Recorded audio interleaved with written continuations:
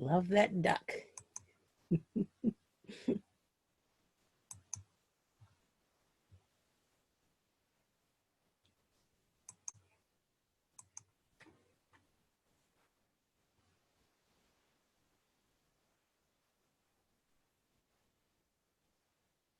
Good morning, Professor.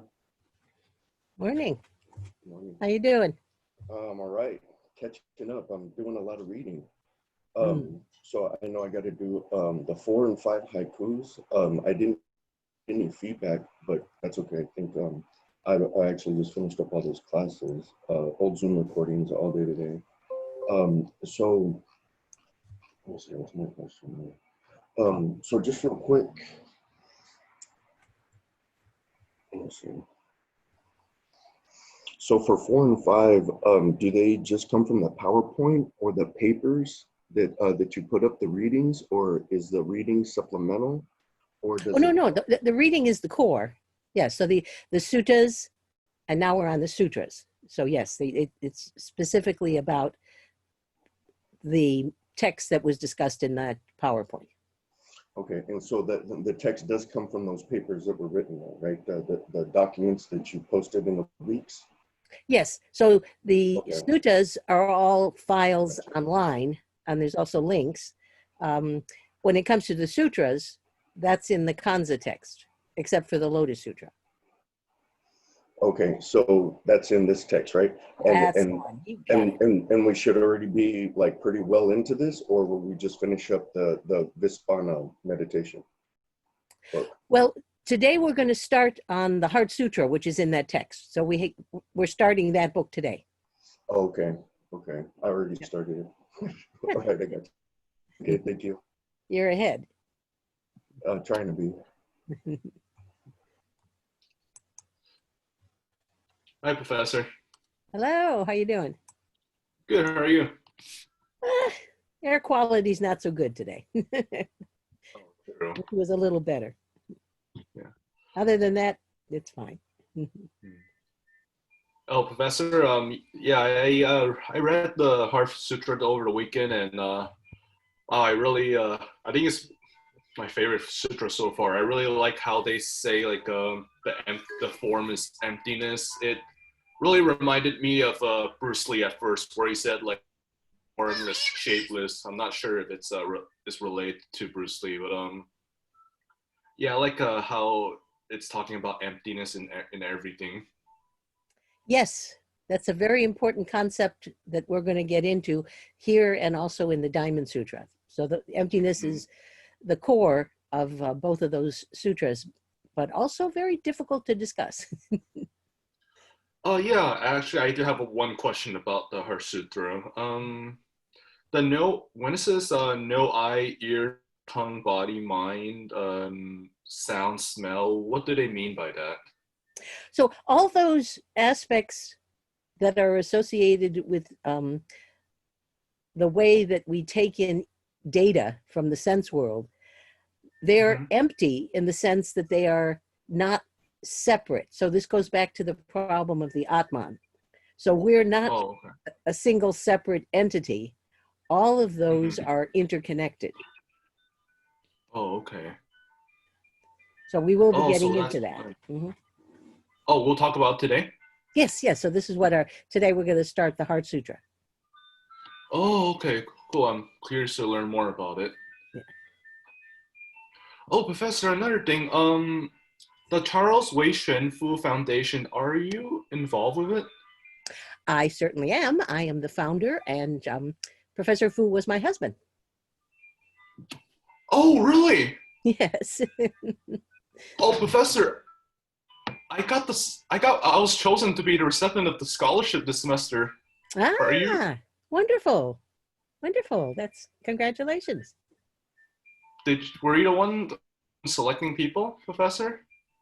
Well, because I'm a donor, I'm not allowed to be on the selection committee, but I do work with the committee, give them some suggestions, not about individual applications, but the sort of candidate that we're looking for.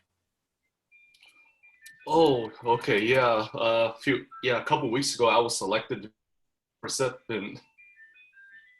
Wow, Wonderful. Yes, it's yeah, you're really honored. Oh, so you said you were the founder of the scholarship, or? well, after my husband died, I decided to start the foundation in his name. And so we have scholarships at several universities in the United States. Oh, We're okay. also yeah, we're also involved with the International Society for Chinese Philosophy. And if you're interested, I can send you some information. Every 2 years, there's a conference, and we supply funding for uh, students as well as senior faculty to attend the conference. So there's a $2,000 essay award prize and $1,000 for transportation. Okay, so the next one is 2 years. In two It's years? actually next year. It's going to be in Shanghai. So you Oh, may I'm not, not allowed. yeah, Then, you may not be wow. interested. Yes. Well, I'm It's interested in in China right now. mm, yeah, every 2 years it's in a different location. So next year it's going to be in Shanghai. 2 years later, it's going to be in California. Oh, okay. Mm. Well, in 4 years, I'm not. Well, in 3 years, I'm not even sure where I'm gonna be. Yeah, I don't think these days none of us really knows. That's true. Yeah, actually, next semester is my last, but because of COVID-19, I'm thinking about just postponing graduation and just gonna stay and take more classes. Actually, Mm. actually, a lot of people are saying are are telling me the same thing. I think from in many cases that makes perfect sense. It's an unusual time. Yes. Oh yeah, Professor. Yeah, I just clicked on your late husband's name, and yeah, I just saw he passed. Wow, he seemed pretty young. Yes, unfortunately, he was quite young, in his early 60s. Oh, may I ask what happened? Well, he had, for several years, he had different diagnoses of cancer. And so he underwent another cancer operation the year that he died. And uh, it turned out it wasn't cancer, but he died because um, based on previous surgeries, he was not able to fight off um, the bacteria that infected him after the surgery. So Oh, I'm really sorry. it was unfortunate. Yeah. Oh, that makes sense. That's why you go to Taiwan to teach Buddhism. That yes, yes. Yeah, he took me Was to a he? Buddhist temple for our first date. Oh, wow.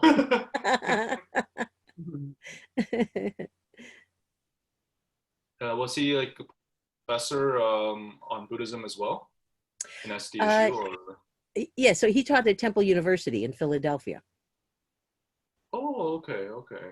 You know, he was trained in philosophy, but it's difficult to get a job in philosophy if you do Asian philosophy. So he was teaching in a religious studies department. Oh, okay, okay. Well, like I said, I feel really honored being being chosen for this scholarship.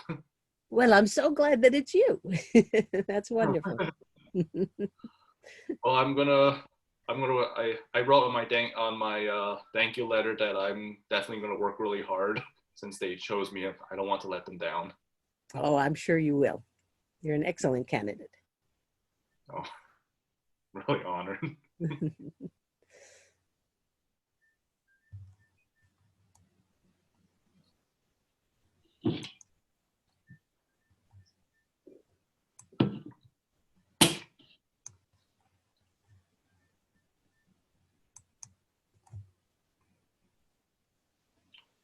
Oh, Professor, are you teaching Asian leadership next semester? No, I'm teaching it this semester. Next semester, I'm going to Oh, be doing Buddhism again and also critical thinking class. is that related to Asian studies? No, they're both philosophy classes. Oh, okay. Maybe I'll take that one.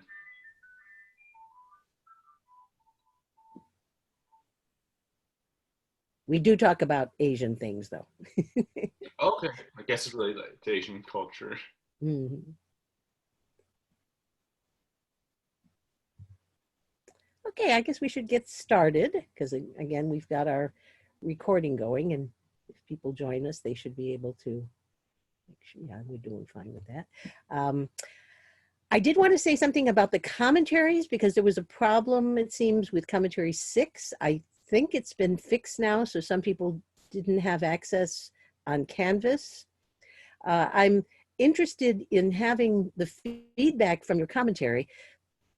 What we're doing is something that would have been done normally in class. So we would take the first 5 minutes of class and I would pose a question about the reading. It's important for me to get this kind of feedback because then I get a sense of where people are having potential problems with the material. And usually it's not just one person. So if one person is having that kind of issue, then I can talk about it a little bit in class. So that's why I sent the message encouraging people to try to get those in. I'm not looking for something long, just one paragraph would be fine, just to see how you're responding to the material. So it seems that based on the commentaries I have been receiving, people are doing quite well. Some really fine observations, particularly on the Lotus Sutra. But where there could be potential problems, it's very good for me to be alerted so we can engage more. So it's only 7 points and it's only, as I said, about a paragraph. So if there are any more questions, I hope the problem has been fixed on Canvas this time. Okay. So any questions about that? So even though you turn it in beyond the date, so it's the Friday of that session, that week that we're discussing it, even though it's marked late, I don't treat any of them as late. I won't do that unless they're 2 months late. So Canvas is just going to flag it as late, but that means nothing in terms of your actual grade. You don't have to worry about that. Okay, so let's start with the Heart Sutra, and I thought it would be helpful just to take a look at it. In the Kanza text, we've got a lot of commentary. One of the reasons we need the commentary is that Mahayana Buddhism is much more philosophically complex than what we saw in the suttas, and many people talked about that in terms of comparing the Lotus Sutra with the suttas. There's obviously something very different going on. Therefore, it's very helpful to have an outside source. Kanza happens to be an expert or was an expert in Sanskrit Buddhism, Mahayana Buddhism, and he did the translation. So in your text, he breaks it down into pieces, and then in between passages, he gives his commentary. He's an excellent scholar of Sanskrit, so he is able to give us some definitions and context for many of the puzzling kinds of language that comes up. But this is the entire Heart Sutra. It is the shortest of all the sutras. And there is some speculation that it might have been a study guide for Buddhist practitioners because it covers so much material, but in a very condensed way. So many of the things we've already talked about are in this text, but we're going to be discussing them in terms of, let's say, excavating the deeper philosophical layers. So the single page is available on the sutras module on Canvas, but the complete reading actually includes Kanza's commentary. And I did locate an online source so that you could make use of that text. So if there's any problems, just let me know. So I'm going to close this and let's go to a different one. Close that and we'll get to the Heart Sutra itself. Oops, I want to slideshow.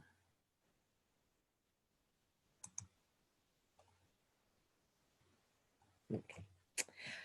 So one thing that I've learned about Asian philosophy is you should always take the the images seriously, whether it's Buddhist philosophy or Chinese philosophy, Japanese philosophy, Korean philosophy. They all make use of image, which is a very effective way to communicate without getting hung up on just words, because words can be very limiting, particularly in Buddhism. So we looked at the Lotus Sutra, and the Lotus Sutra text really is about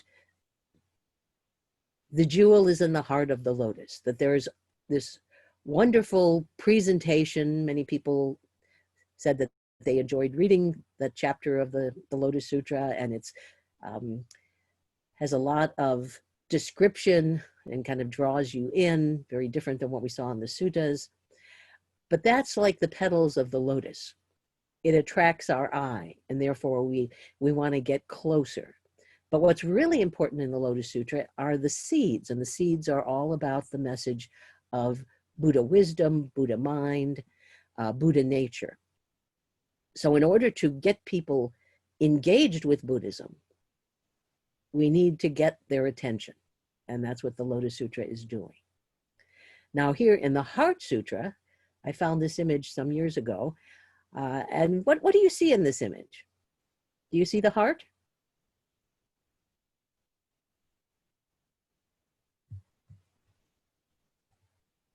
Yes, Yeah, the heart is in the bottom of the tree. That's right. So it's the root system. And the heart, the root system, is what actually feeds the tree. So the Heart Sutra is the core, particularly of Mahayana Buddhism and Prajnaparamita Buddhism, which is one school or aspect of Mahayana. So it is, as we said, very condensed, different layers of meaning, and that's what we're going to spend our time peeling off with the help of Kanza.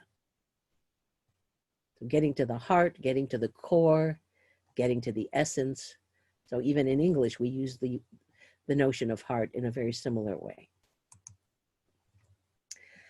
So in Chinese, we have the character Shen, which originally meant heart. And if you look at the character, it is a simplified version of what our heart looks like. Not the kind of hearts you see on Valentine's Day, because that's not what our heart looks like. So it is our emotional center, but it also, very early on, also meant our mind. So that's why you'll sometimes see in translations for this particular character, both heart and mind. And that's important with the Heart Sutra because it represents the combination of compassion and wisdom as a non-dualistic connection. So we tend to have the heart versus the mind or the intellect in Western culture. So my heart tells me one thing, but my mind tells me something else. Well, if you have the notion of the heart-mind, that one location where both your wisdom and compassion are rooted, then you can't have a conflict between your heart and mind. They actually have to work together. So if it is true wisdom, then it should be compassionate. And if it is compassionate, it also should be part of wisdom. And that is really the core of the Heart Sutra, that we have to bring together these two resources, which are not really two, but are one and the same. But we start with the wisdom, which is what we saw in the Lotus Sutra, Buddha wisdom. And then the next stage is developing that wisdom into action, which is represented by compassion. If you don't have the grounding of wisdom, then you don't have what is truly seen as compassion in Buddhism. Any questions about that?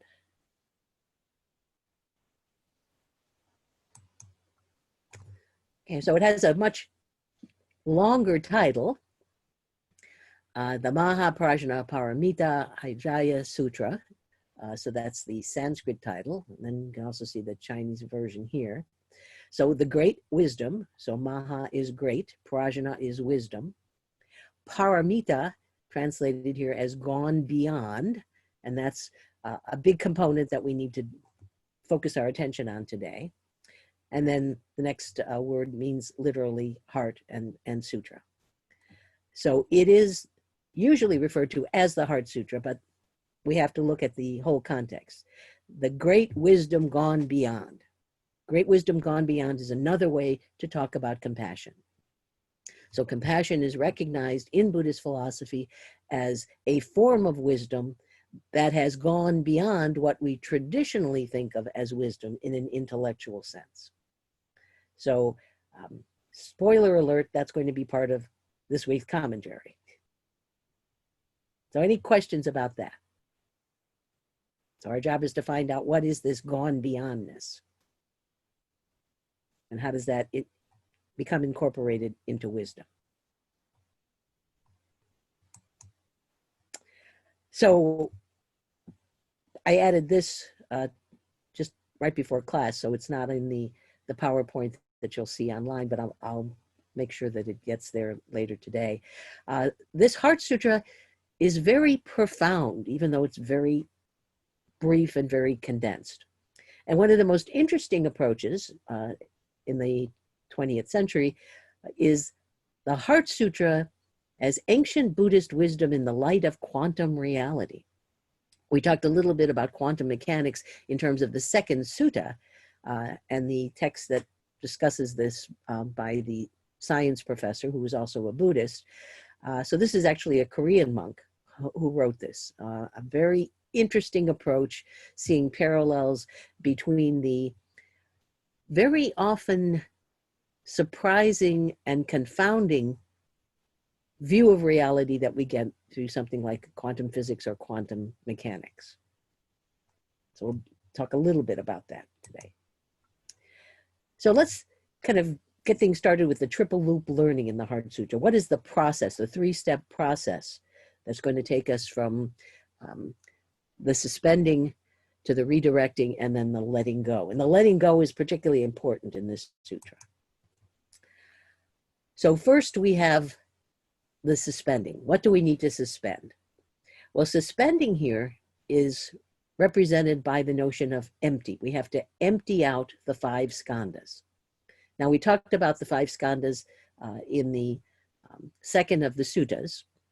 So these are what we normally, in quotation marks, associate with our identity, and they are deconstructed by the Buddha and his audience of 5 monks. So we can think of the skandhas as the internal mental environment. So we got form in terms of our physical existence, the receptors, the sense receptors, which then allow us to take in sensation, to experience sensation, which is turned into a perception, and then becomes a concept or a volition. We act on what we perceive to be out there. If we perceive the rope in the corner as a snake, we might react by moving away. And then those 4 are the basis for what we then think about in many ways as our true identity, which is our consciousness. So we have to see those as empty in the senses that they do not have separate independent existence. So there is not this thing which is the Atman, at least that's how they talked about it in India, that is completely separate from other aspects of reality. And so we have to change how we think about reality. Move from an egocentric attention of seeing this dualism between self and other. So that's what a big part of the problem with the Atman, it separates me from the rest of reality. And so I put the priority on me as somehow the center of reality, at least my reality. And we need to shift to non-dualism. And that's where we get probably one of the most famous statements in all of Buddhism: form is emptiness, emptiness is form. So once we suspend how we think about reality and dig deeper, and this is where we get the comparison with the quantum worldview, form is emptiness, emptiness is form, non-dualism.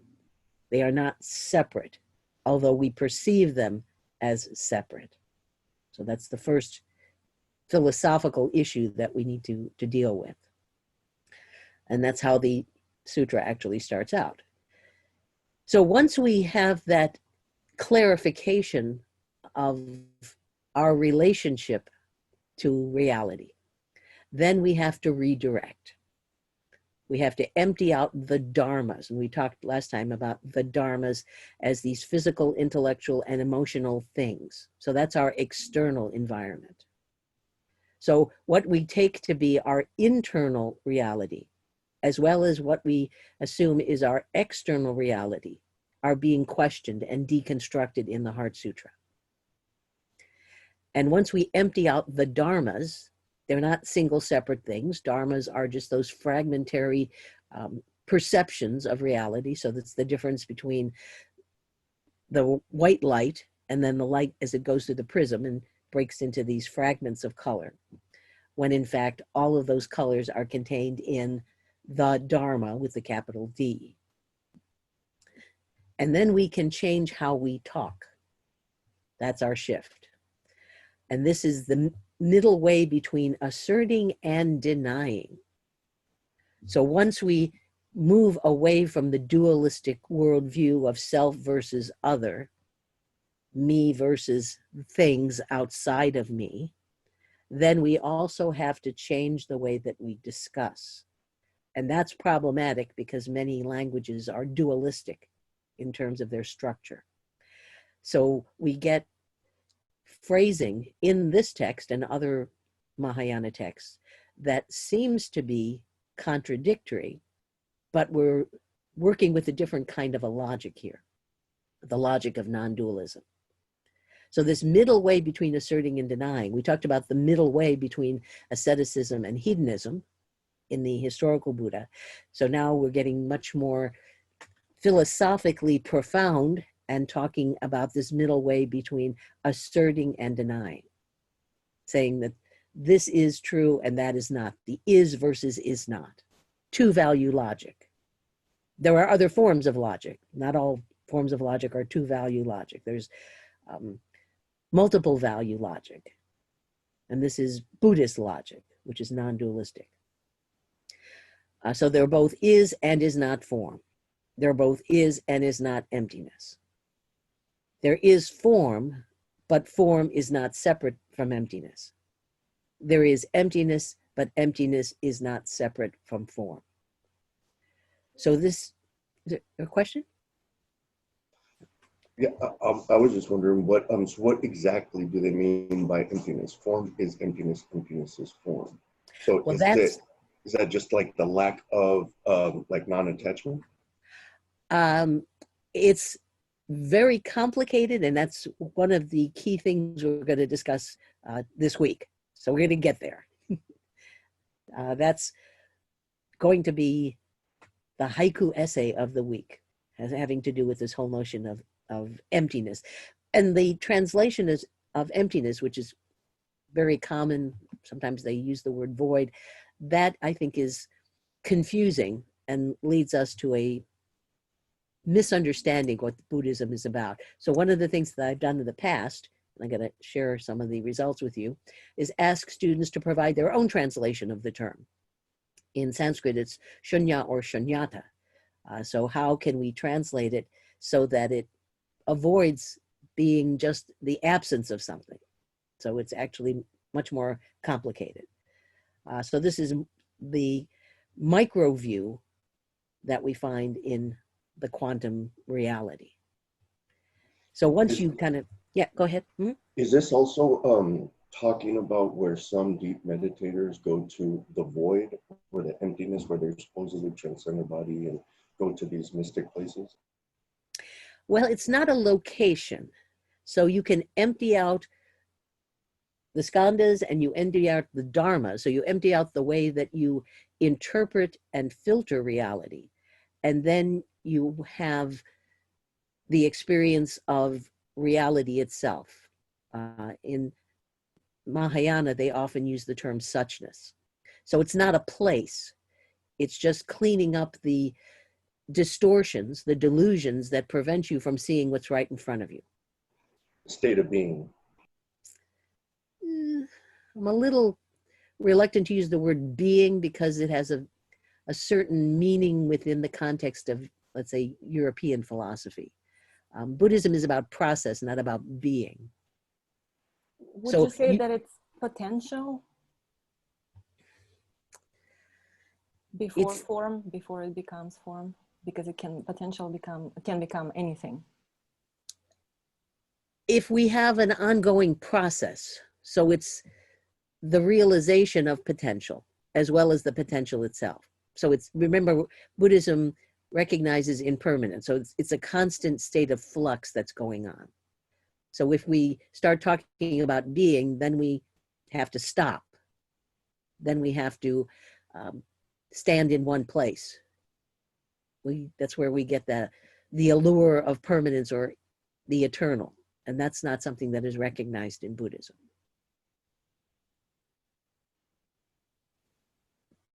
So we will be getting more into that. Other questions at this point? So we empty out the skandhas, which are responsible for our diluted sense of identity.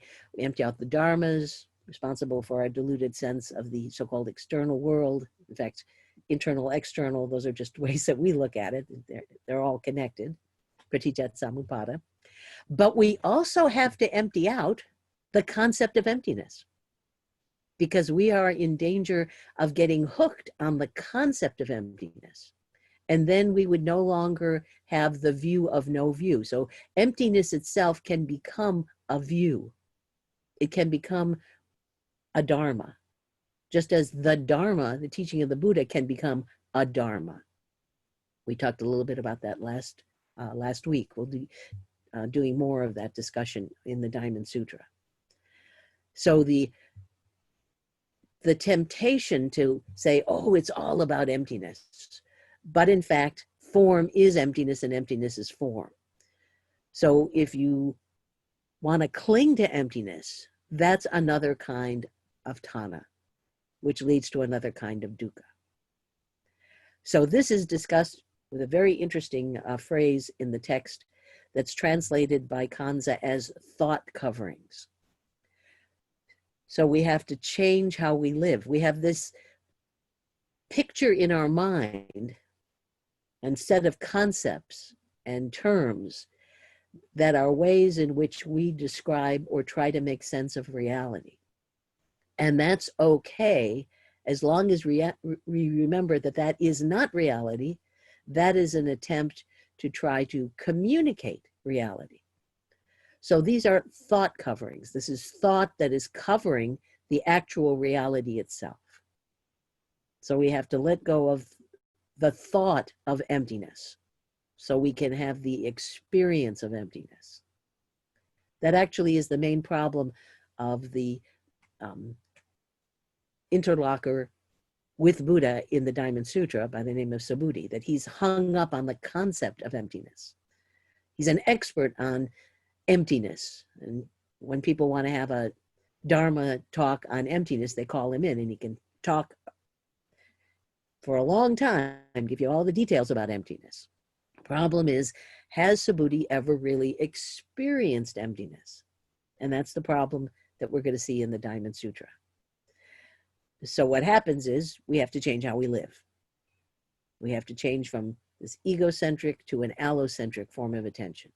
And if you do that, this is what we're told in the sutra, you are then without hindrances, without fears, and without mental confusions. So that's how you know you've arrived at emptying out the concept of emptiness. There's nothing left to hold you back. There's nothing left to be afraid of. And there's nothing that confuses you anymore.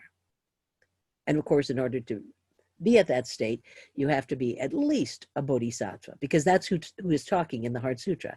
The Bodhisattva Avalokitesvara is describing what it is like to meditate in the practice of Prajnaparamita. That's what's going on in your mind. So that's why I like to see this sutra as seeing into the mind of a bodhisattva in the midst of meditation. He describes it to us, describes it to Shariputra. And then the ending big finish, gone, gone, gone. So all the hindrances are gone, all the fears are gone, all the mental confusions are gone. And therefore one is liberated. The mind is liberated. And what was holding you back? What was imprisoning you? Your deluded idea about identity and the skandhas, your deluded idea about the external world and the dharmas. And then the very sophisticated, deluded idea of emptiness itself. So that's kind of the roadmap that we're going to be traveling. Now remember, all of this in one page. It's all there in that one page of the Heart Sutra. So a step-by-step process. Any questions about this?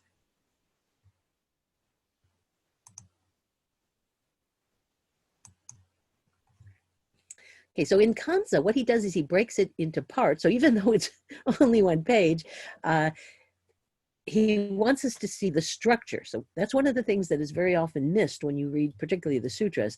There is a very coherent and detailed way of presenting the material. That all starts with the Buddha himself, the historical Buddha, and it continues. So there's a lot of thought that goes into how to present these topics. Why did the skandhas get empty out before the dharmas? And why did they empty out emptiness at the end? So there are reasons for that. So the analysis includes the dynamics. So this is part of that interaction between, for example, form and emptiness. You can, again, only one page, but you can divide it up into parts. And then you wind up with the most important one, but reserve it for the last, which is emptiness. So what is the dynamics that exist between skandhas and dharmas? What are the divisions, the way in which we divide up the world, try to make sense of it? And where does emptiness fit into this whole picture? So let's start with the dynamics. What actually is happening here? And again, very often when I used to give take-home essays about this, people would tell me, oh, it's the Buddha talking about blah, blah, blah. Well, it's the teaching of the Buddha, or we might say the Buddha mind, but the Buddha doesn't say anything. The Buddha is not the speaker. The Buddha is the source of the message, but the speaker here is the Bodhisattva of compassion, of Avalokitesvara. The name Avalokitesvara translates as the perceiver of the world's sounds. And this is the Bodhisattva specifically of compassion. So what is the connection between compassion and perceiving the world's sounds?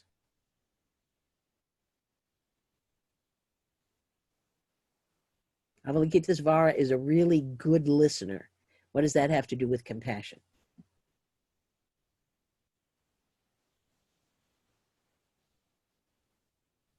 Seek first to understand, then to be understood. Okay, yes. So in our society, we really don't have a lot of appreciation for good listeners. We think of them as just passive, not doing anything. But to be a really good listener is a skill. And so this bodhisattva, who originally has kind of quasi-male form, and then when it gets to East Asia, takes on more of a female form, is known for listening to the sounds of the world. So in the context of Buddhism, what kinds of sounds do you think he or she is hearing? So if he or she is listening to the world right now, what kind of sounds are they likely to hear? Sounds of joy? Discontent, pain, anger, arguing, Okay. frustration. All those things that are packaged into dukkha.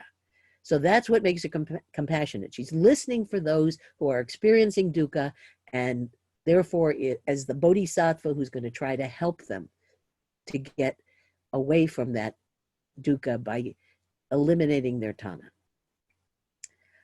So this bodhisattva also inspires us to aspire. So seeing that you can be this kind of perceiver of the world sounds, we should also try to do that. We should try to emulate that. We want to aspire to be a bodhisattva. And certainly that's what Shariputra is about. He wants to be a bodhisattva. He's still a voice hearer. And so he's having this dialogue. Well, he doesn't really say anything, but he's there listening to Avalokitesvara so that he can move to the next level, just as we saw in the Lotus Sutra, moving from voice hearer or Pratikya Buddha into a bodhisattva, which is the next stage before you become a Buddha. So it's not a coincidence that they have chosen the disciple or the voice hearer who is best known for his wisdom. So we really have a dialogue between wisdom and compassion. But it's very important that wisdom is at a lower level in development. He is just a voice hearer. Nonetheless, he has wisdom. In order to get to the next level of compassion, you have to become a bodhisattva. So he's got the wisdom part down, but now he has to go the next step, which is towards compassion. So it's also important that he is skilled in what is called abhidharma. This is a form of analysis where we pull apart the experience of dharmas, perceptions, or conceptions. So he's the perfect audience for the message that deconstructs both the skandhas and the dharmas. So he knows a lot about the teaching of the dharmas, but does he understand where that teaching should take him? So we need both wisdom and compassion. We need that synthesis to put all of this together. And we've got both parts of it in this scenario. So one way of looking at this text is to see it as an internal dialogue. So at the surface level, it seems like we've got this voice hearer who comes upon this bodhisattva, and the bodhisattva is sharing their experiences. But within ourselves, we also have the resources of wisdom and compassion. So that part of us, which has the wisdom, the Buddha wisdom that was talked about in the Lotus Sutra, needs to get in touch with and link to our compassionate side. And those two together, wisdom and compassion, represent what is the Buddha mind. So we need to access our own compassion. The term in Sanskrit is karuna, and put that together with our intuitive wisdom, which is prajna. How does that come about? How do you bring those two together? Well, it's done in the practice of meditation. So this form of meditation that is being practiced by Avalokitesvara is prajna paramita, the wisdom that has gone beyond. And it is wisdom gone beyond because it has moved toward compassion. There's no thought or thought beyond beneath thinking. So they discuss the thinking process and how the thinking process holds us back. And when you can let go of that thought, that's when the awakening is possible.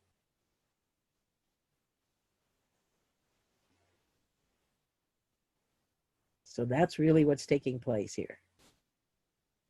What's going on in the mind of someone who meditates, and not just anyone, someone at a very high level of practice like a bodhisattva.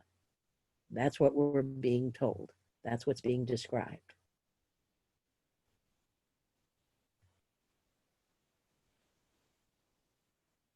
Any questions about that? So again, one page, but there's a lot going on here.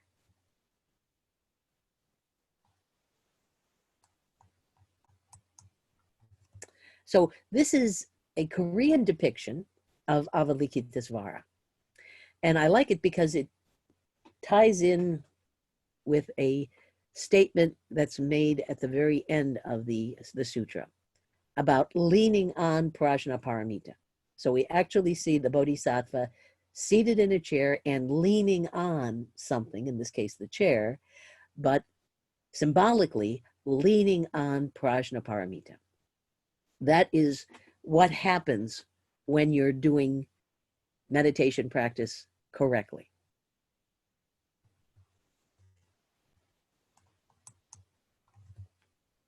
So wisdom is something that we discussed in the second chapter of the Lotus Sutra, Buddha wisdom, which we were informed is accessible to us. So the Buddha wants to open the door and direct our attention towards it and motivate us to walk through that door and claim that Buddha wisdom for ourselves. But here in the Heart Sutra, it is compassion that is taking the key role, because the wisdom is already there. Shariputra already has that. So wisdom reaches its limit. Yeah, that is Wile E. Coyote. He has reached a limit. And I use him because he always thinks he can outthink the Roadrunner. And as we see in the picture, it never works out. So he's got this cunning intellect going on. He thinks that, oh yeah, I'm smarter than this Roadrunner. I can catch it. He's got all these ridiculously extreme schemes and strategies, and they never work out. So there is a limit to wisdom. And on the other side of that limit is the compassion. And here we might associate the Roadrunner with compassion, because the Roadrunner doesn't make Wile E. Coyote suffer, but just observes. Actually, most of the time it looks like he's trying to play with him. So it's all on Wile E. Coyote. It's all his scheming that gets him to get stuck as he is here. So I found a very interesting passage from Kierkegaard, of all people, who was, as far as I can tell, has absolutely nothing to do with Buddhism, in his work called Either Or, which gives us a sense of what this wisdom gone beyond might be. So he says, one may have known a thing many times and acknowledged it, and yet it is only by the deep inward movements, only by the indescribable emotions of the heart, that for the first time you are convinced that what you have known belongs to you. For only the truth that edifies is truth for you. So there are lots of things that we claim to know, but what Kierkegaard is indicating is just because you have the concept, the intellectual understanding, doesn't mean that you own it, that it belongs to you. What is required is to go deeper, and he specifically mentions indescribable emotions of the heart. And I think we could include compassion there. So it's that missing piece, and then you actually have it.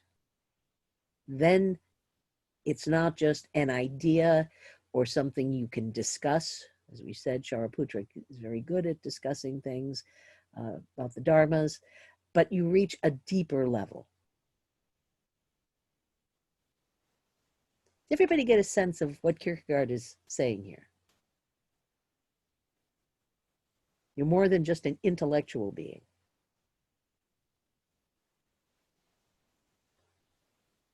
And we've already seen in the Kalama Sutta that we're talking here about uplifting emotions, positive emotions.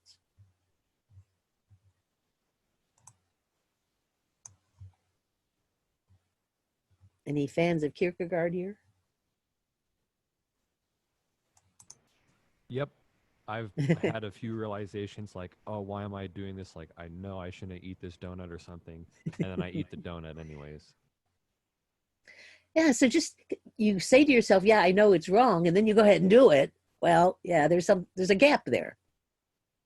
There's got to be some additional element that makes it part of you and not just a bunch of words. So that's what I think Avalokitesvara is trying to demonstrate to Shariputra. So we really need to talk about two different kinds of compassion. So Usually I get some response when I show this picture.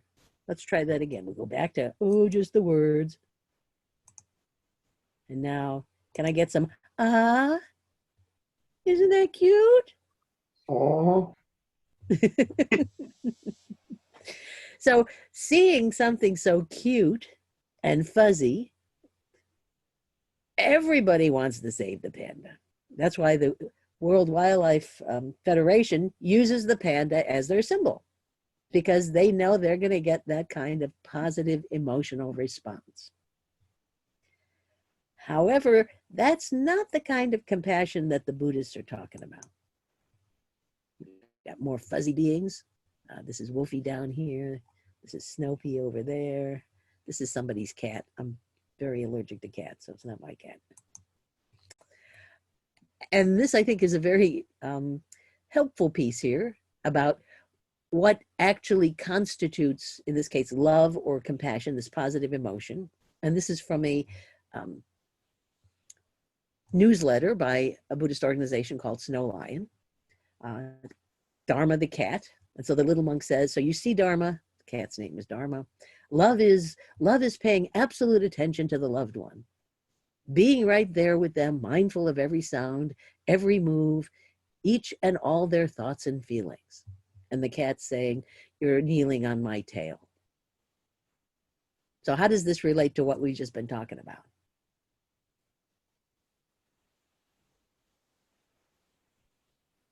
Has the little monk arrived at the position that Kierkegaard was talking about? No, he's reiterating the words, but he's not really getting it. So if he really were paying attention, he would have seen that he's kneeling on the cat's tail. The poor cat looks like he's suffering. So the words, by comparison, are quite easy. Can you act on those words? Can you implement the meaning of those words? That's the challenge that is being presented in this particular sutra. And what is preventing you from having that implementation? And it turns out it's those thought coverings. So this little monk is so deep in the words and the phrases and memorized all that stuff, doing his own little Dharma talk to the cat, but he doesn't really have a grasp of what those words actually mean. So you can do a lot better. Any questions about that?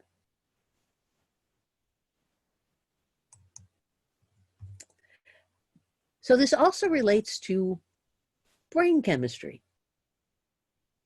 There's something called oxytocin. It's known as the kindness hormone, or sometimes the love hormone. It's been described as the hormone of love. The love and trust it promotes are not toward the world in general, just towards a person's in-group. It's an agent of ethnocentrism, a very basic part of humans, and it's not something we can change by education.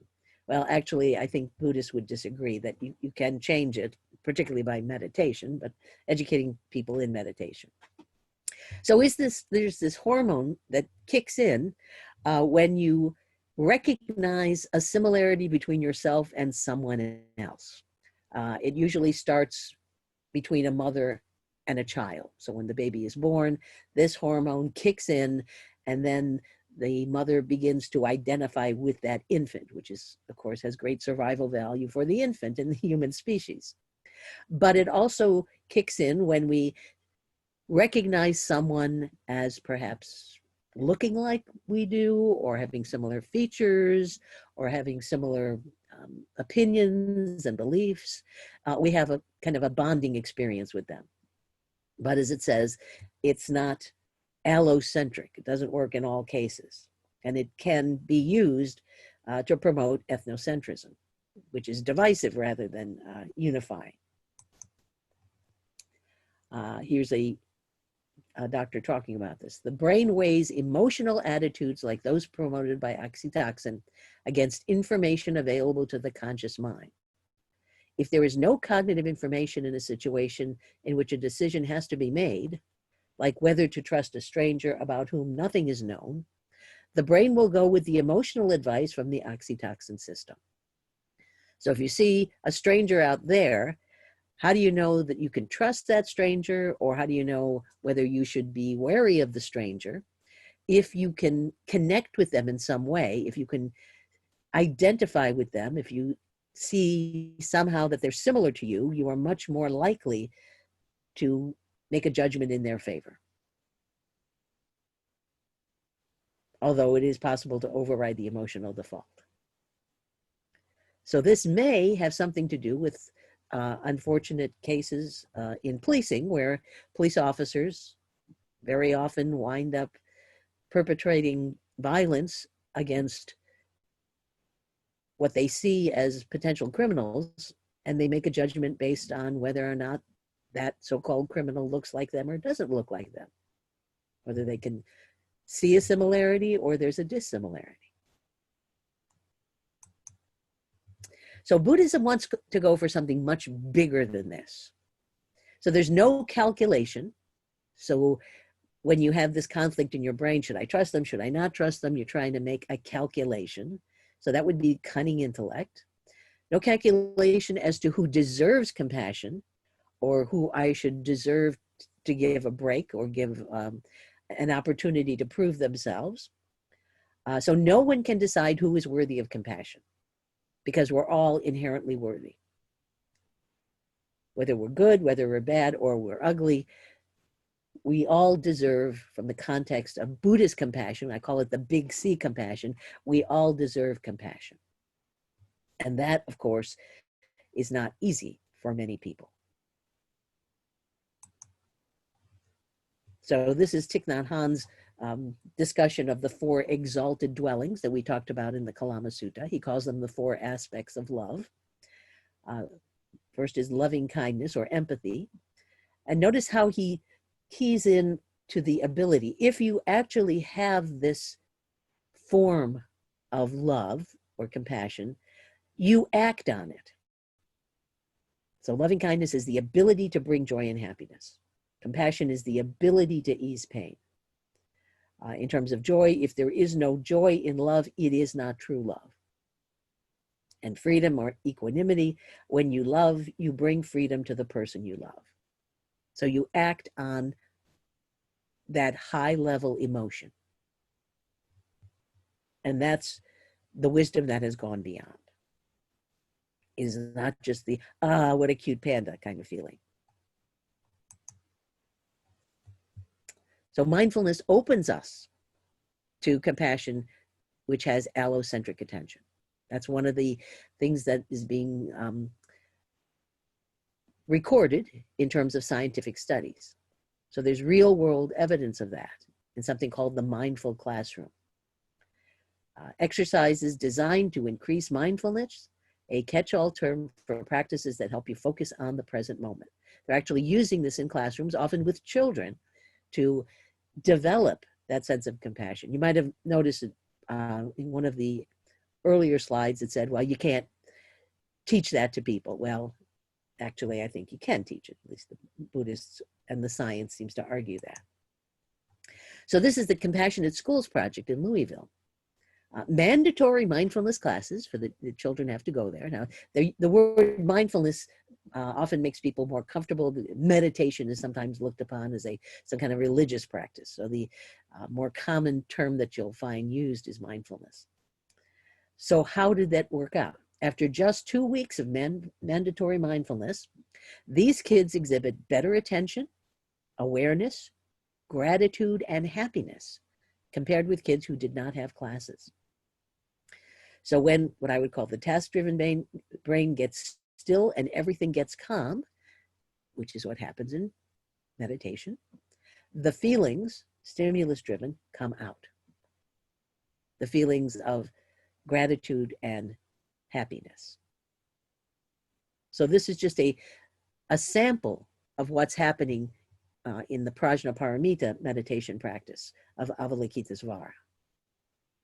Obviously, that's at a much higher level, but even at the low level, there are definite changes, not just in the brain, but also in behavior.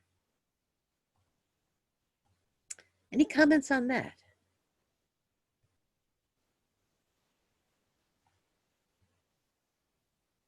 So some years ago, I came across a colleague who told me that she meditated on a regular basis.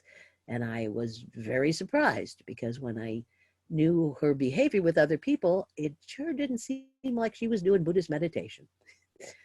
There's lots of ways to meditate, but the one that Buddhism is emphasizing is the one that should result in some kind of compassionate response. So why prohibition failed? One thing that we're seeing here with this wisdom gone beyond form of compassion is it has to let go of dualism. Dualism is there with the emotional response of oxycodone, but not in Buddhist compassion. So prohibition failed for many reasons, but one reason might be that it divided people into two groups. Either you were a good, sober person who was victimized by alcohol, or you were a bad drunk who is the victimizer. So people were put into two different categories, an either or. And therefore, the solution of the people who promoted prohibition is completely get rid of alcohol. How did that work out? What were some of the consequences of prohibition in American society? Illegal sales and drinking. Illegal sales. My own grandfather used to make bathtub gin to support his family. So people didn't really take it that seriously. So some groups said, no, you have to, alcohol is the problem, we got to completely eliminate it. But there was a significant majority of people who thought, well, now, wait a minute, it's a little bit more complicated than that. So even in the White House, apparently, they were serving bootleg alcohol. And eventually they just had to give it up because that either or solution just didn't work. So Buddhism uses upaya, a both and non-dualism. So we're in this together, and there can be no tranquil islands in a sea of suffering. We have to work this out as a unified force, not demonizing one group and privileging another group. And that's why, good, bad, or ugly, they all deserve compassion. So this is actually from a text called Mind and Mental Factors. And it sounds quite a bit like what we've seen in Buddhism so far. So being disgusted with and not longing for compulsive existence, that would be the tanha, not wanting to cause harm in response to its suffering, not being naive about the effects of our behavior, and taking joy in acting constructively, so that would apply to someone with this wisdom gone beyond compassion. A caring attitude brings us to act constructively and to refrain from destructive behavior. So there's two components here. We want to make things better, and we don't want to destroy things, like the group that we want to blame for all of our problems, that we want to demonize. This is because we care about the situations of others and ourselves, and about the effects of our actions on both. We take them seriously. So we don't just say it like the young monk does to the cat. You actually pay attention and live it. That's the wisdom gone beyond. So here's an example from Milarepa. Now, did I talk about this earlier in the semester? Did we discuss him? I know I discussed it. It must have been in my other class, so didn't want to have a repetition here. So he's a great Tibetan practitioner and a poet. So he would interact with people with his teaching, his Buddhist teaching, by writing on-the-spot poems. And these are known as the 100,000 Songs of Milarepa. So he doesn't just recite the poem, he kind of sings the poem. So there's among these 100,000 songs, which are tracking his interactions, not just with human beings, but with other species, there's one that is very relevant to what we've just been talking about. This one's called The Huntsman and the Deer. So Milarepa is out there in his little cave meditating, and he hears a barking dog. Next thing he knows, there's a deer that leaps from the bushes, and the deer is terrified. Now, the response of Milarepa is an unbearable compassion, which arises within him. So he sees the distressed deer, apparently being chased, and he responds immediately with compassion, not just sentimental compassion, oh, what a cute deer, but unbearable. So he's got to do something about it. Okay, everybody's still with us. Okay, Yeah. but then, question? No, I was just saying I'm still with you. Okay, thanks. So then the dog that he had heard barking comes through the bush. Very close on the tail of the deer, snarling, flexing her sharp claws. And as the poem says, her threatening growl was like thunder. So what is Milarepa going to do now? He's got that cute little terrified deer, and he's got this snarling dog that's ready to bite someone. What would you expect? What's the next part of the story? He probably jumped in front of the dog. Excuse me? You say that again? He probably jumped in front of the dog. Okay, jump in front of the dog. Okay, other possibilities? So Yeah, he decided to just stop it in general. Okay, and how would you stop this? Look at it. Yeah, you offer yourself instead of the deer. I would say that he did nothing, because where is the compassion lie? Compassion for the dog or compassion for the deer? Okay, so that would be the thought of compassion, but remember, we have to have action. So I did have some years ago, somebody said, well, I get my gun and shoot that dog right between the eyes. That is not a Buddhist option. Non-option. A total non-option, yes. So again, this is the poem. Full of anger, she regards whatever she sees as her enemy. So he's thinking to himself. So this dog's in front of him. He's got to, what is he going to do? It would be good if I could calm her and quench her hatred. Great pity rose in him, and he sang with great compassion. So this is a wonderful representation of the wisdom gone beyond. He's going to be both wise and compassionate. He's not choosing winners and losers. He's not saying the deer deserves compassion and the dog does not.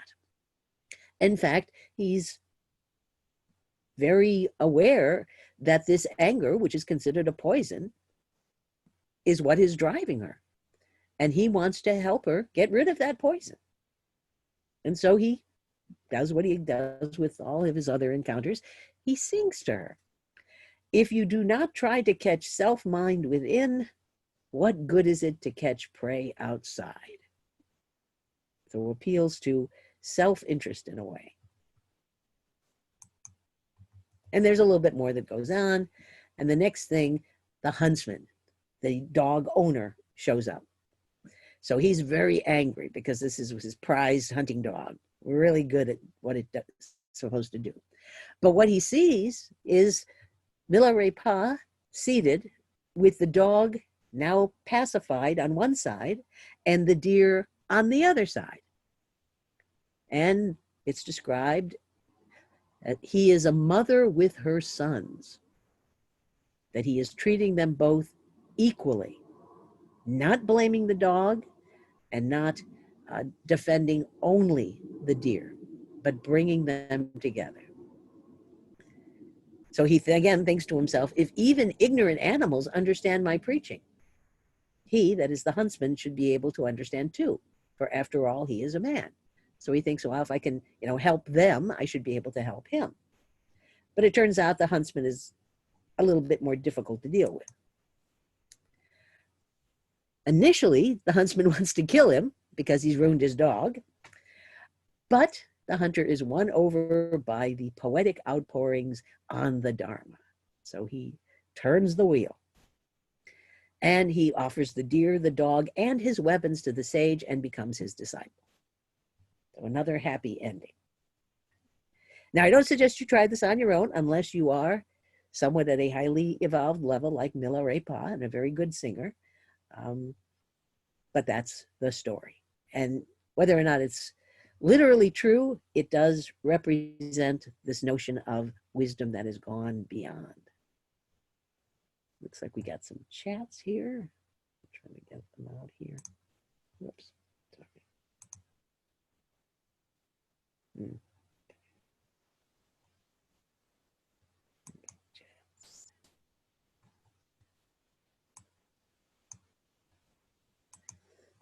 So compassion, big C compassion, wisdom gone beyond compassion, is indiscriminate.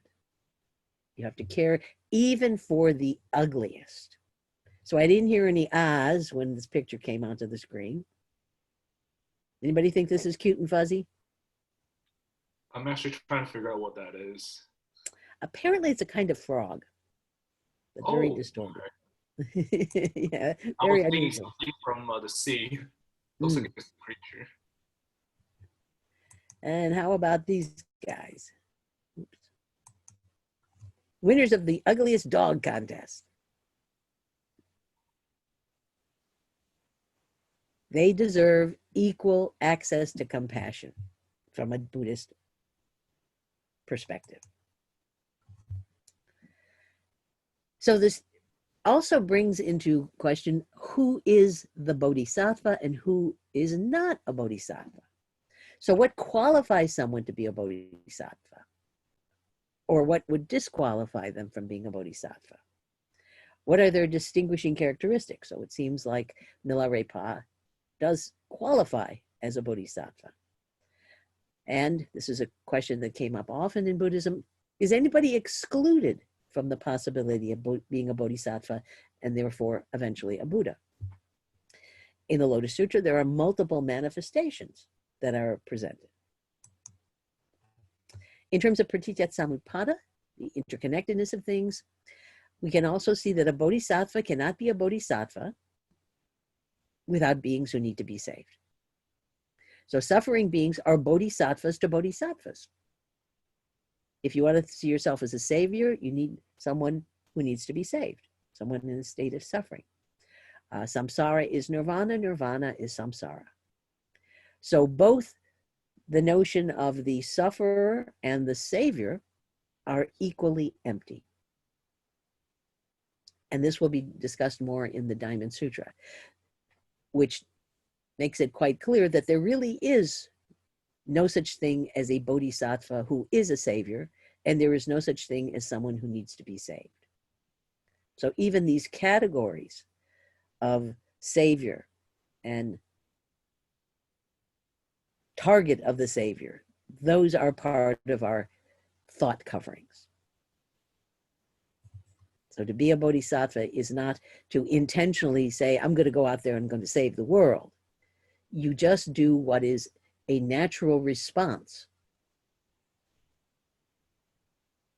building on your wisdom to act on the wisdom gone beyond form of compassion.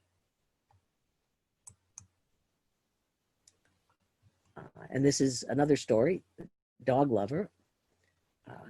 What would Buddha do? So this is from a text called Buddhist Masters of Enchantment. So he's a very high-level practitioner, and he's there in his cave. And so this is going to be an example of who is the real bodhisattva. He's sitting in his cave, and he finds this dog, this starving dog, who comes in, and he adopts the dog, and he keeps him with him. And you can see they seem like they're bonding very well. And since he is so good at meditation, he catches the attention of the devas in one of the heavenly realms. And so they invite him to come and visit them, where he can enjoy this wonderful world of joy and bliss. But of course, in order to go there, he has to leave the dog behind. He's reluctant, but he decides to do that. He decides to do that because he wants to perfect his practice. However, when he's up there, he hears the dog crying. The dog apparently misses him and has been abandoned. And eventually, out of compassion, he can't stand it anymore. He goes down to be with the dog. Now, it turns out that the dog is not a dog. The dog is a bodhisattva. And this was a test that he was a practitioner who had arrived at a great deal of wisdom. But the thing he was missing was, anybody want to fill it in? What did he not have in his practice before meeting the dog? Passion. Compassion. He had no compassion. So the bodhisattva came in the form of a dog to provoke that experience of compassion. So he's not simply out for himself. So that's why he decided to join the Divas, so he could become a better practitioner. He's thinking about someone else other than himself. And in this case, even if it's only a dog. And that's when he is able to realize awakening, when he has combined his wisdom with this form of compassion.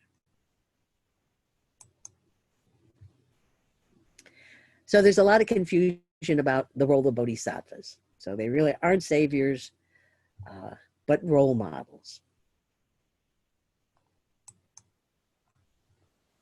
So this kind of compassion, what I call big C compassion, is built on wisdom about reality. So even Milarepa was trying to figure out, so how am I going to reach this dog? How am I going to reach the hunter? That requires wisdom. It's not just an emotional overflow. And that requires emptiness, the emptiness of the non-discriminating mind that doesn't look at some as winners and others as losers. Some, again, worthy of the compassion and some not. So there are no barriers that are put forth between beings. And that's why this is much deeper than the oxytocin, which bonds us with something that we take to be similar to us. So the commentary for this week, so why does Buddhist compassion qualify as wisdom gone beyond? And how does it differ from ordinary emotional response, slushy, gushy, sentimental reaction? So I put that in the middle of the PowerPoint.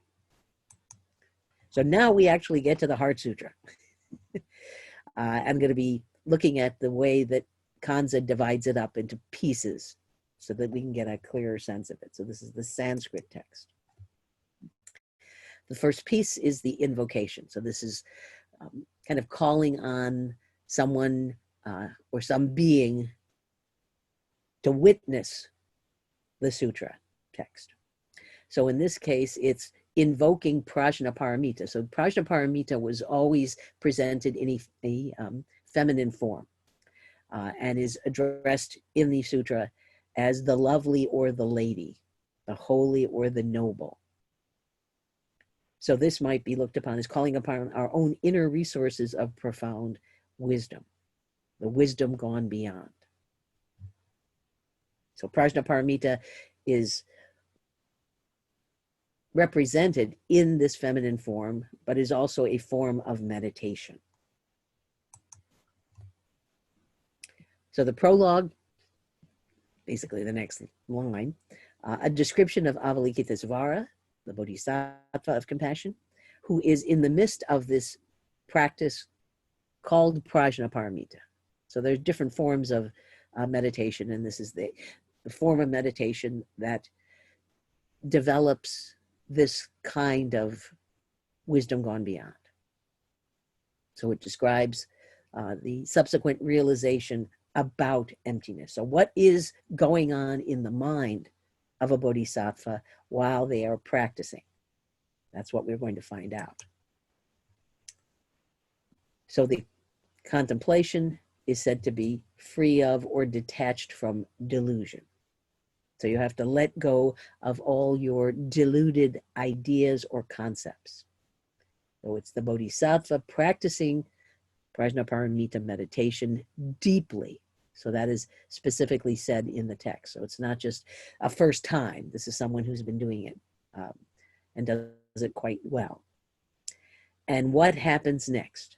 In the midst of that deep practice of Prajnaparamita meditation, there is a shift. The bodhisattva is illuminated or saw, understood, observed the emptiness of the five skandhas. So what is going through the mind that is detached from delusion? It is beginning to see reality as it actually is, that the five skandhas are empty. They are not things, separate things. And once you have that realization, then you pass beyond all suffering and distress. There is no more tanha, because it is the delusion that creates the tanha. And once the tanha is eliminated, then you also eliminate the dukkha. So seeing what is there to be seen by emptying out our interpretation, our concepts, the things that we populate our mental universe with. So at this point, there's no one who suffers, no one who is distressed, because we are getting beyond or beneath the suffering. So that's why we start with the deconstruction of the five skandhas. As we saw in the second sutta, no self, no problem. If there is no one to suffer, then there can be no suffering. And where does the suffering come from? It comes from the tanha, from that thirst or obsession with what is basically a delusion. So you have to see things clearly. Does everybody get a general sense of the philosophical progression here? So it's not really a mystical experience, it's an epistemological experience. What you thought you knew turns out to be a delusion. And when the delusion is removed, the dust is removed from the mere mind, as they like to say about meditation, then you have a clear vision of reality. Your mere mind is clearly reflecting what is reality. And that reality recognizes the skandhas as empty. That's not really you, not any one of them.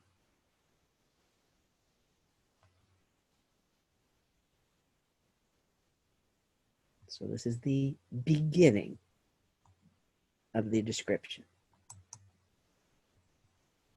And that's when we have the dialogue between the bodhisattva and the voice hearer, Shariputra. And what they are dialoguing about is emptiness. So that's the core concept here. Emptying the skandhas, the inner reality, emptying the dharmas, which is the outer reality, and then, as we said, emptying emptiness itself, emptiness as a concept, because otherwise that becomes just another one of the dharmas.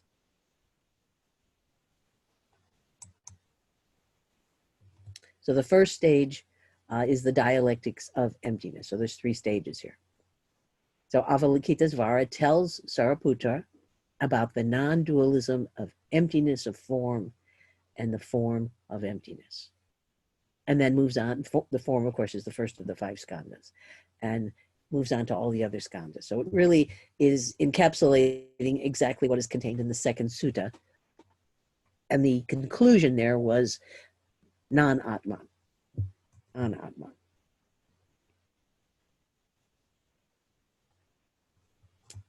Any questions at this point? Does everybody begin to see the structure of the text? The experience of the Prajnaparamita meditation, which is the big C compassion, and how that is arrived at.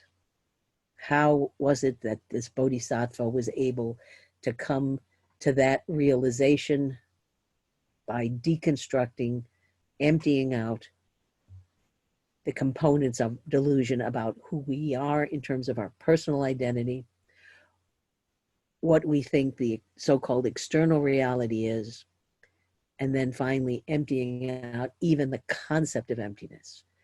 So emptiness as a concept is like the raft that gets us from samsara to nirvana. When we get to the other side of that river, we got to let go of that raft. We have to let go of the concept of emptiness.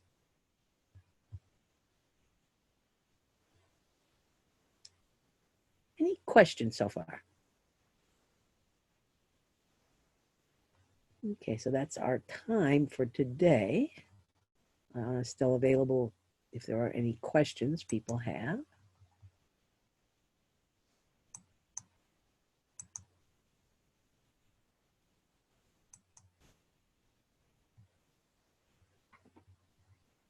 I have a question.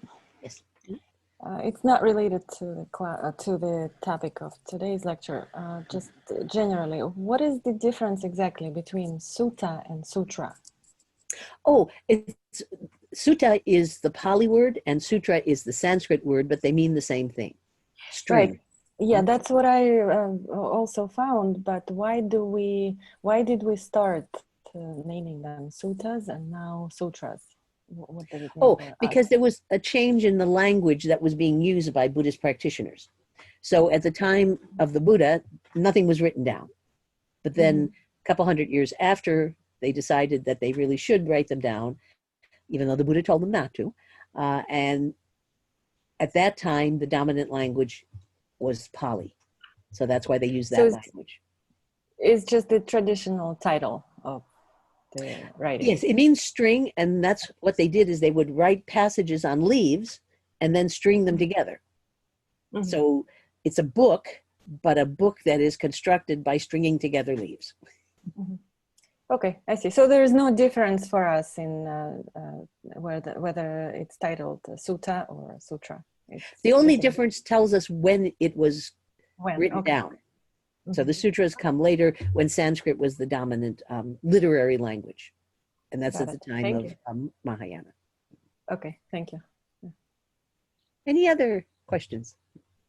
No, that's it. Yeah, Professor, could you explain the emptying emptiness again? I'm still trying to get that in my head. Well, that's so important. We're going to save it for next time because that's probably the okay. most difficult concept in that entire sutra. Also, gotta- we will talk about it today. Oh, yes, we just basically have the first paragraph of the sutra, and we're going to work our way through the skandhas and then the dharmas, and then at the end we'll get to the emptying of the emptiness because that's the toughest one. Oh yeah, it seems Thank tough you. already. I'm still trying to process it in my head. Thank you, Professor. You're Stay safe. very welcome. Anybody else?